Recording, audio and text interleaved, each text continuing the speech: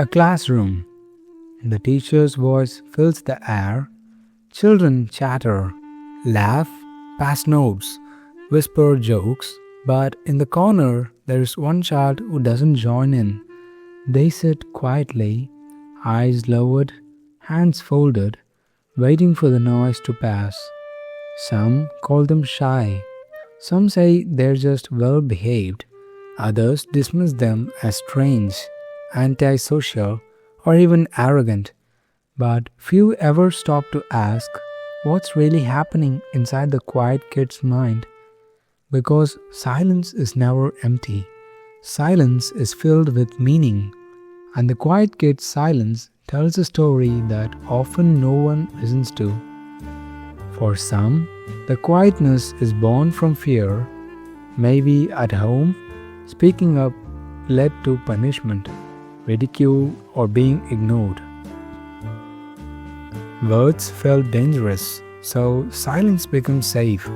For others, it comes from sensitivity. The world feels too loud, too fast, too overwhelming. So the quiet kid retreats inward into the safety of their inner world. And sometimes, silence comes from invisibility. A child who feels overlooked begins to believe that their thoughts don't matter, that their voice won't be heard. Over time, they stop even trying. But here's what most people miss.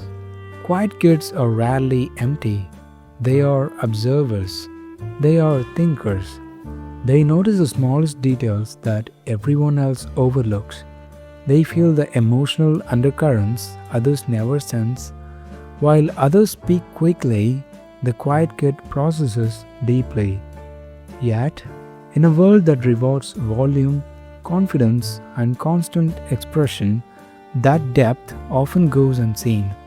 Instead of being recognized for their perception, the quiet kid is misunderstood, mislabeled, and sometimes even bullied.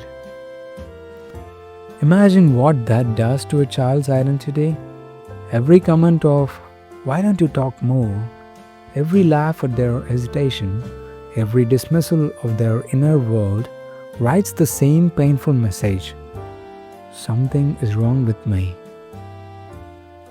And slowly, the quiet kid begins to carry silence not as a choice, but as a burden.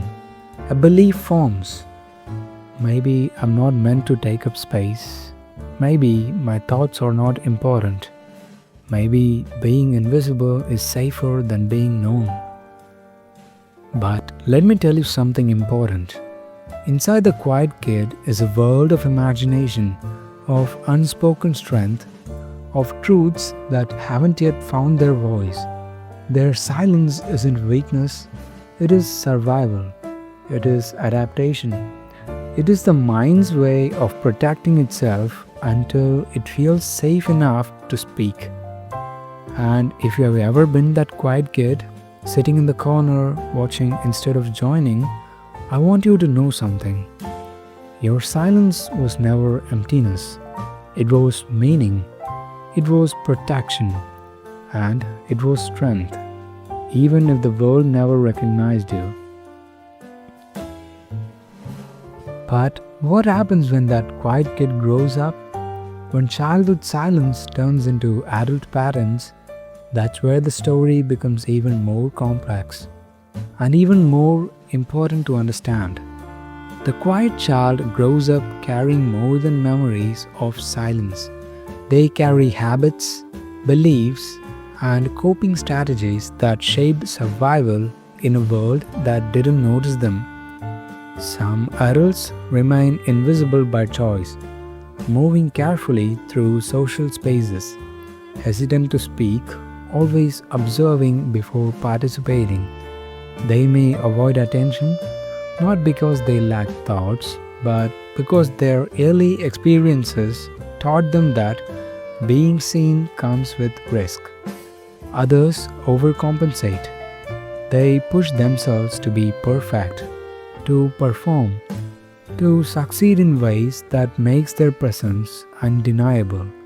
But even then, the quiet kid inside whispers, "Do I belong?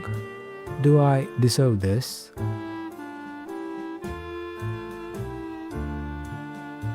Relationships are complicated. The quiet adult may struggle to express needs, fearing rejection or judgment.